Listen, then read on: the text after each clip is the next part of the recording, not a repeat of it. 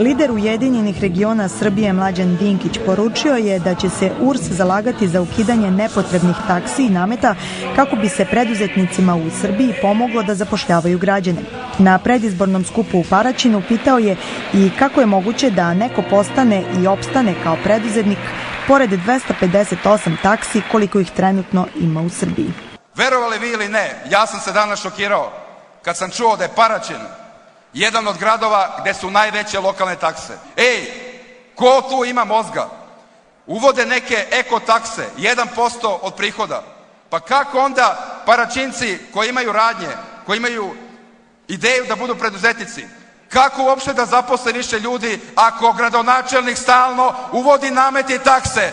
Da li mora biti za gradonačelnika? Morat će da ukine firmarine, da smanji naknadu za korišćenje zemljišta i da smanje takse preduzetnicima. To je politika Ujedinjenih regiona Srbije za Paraćin i za čitavu Srbiju.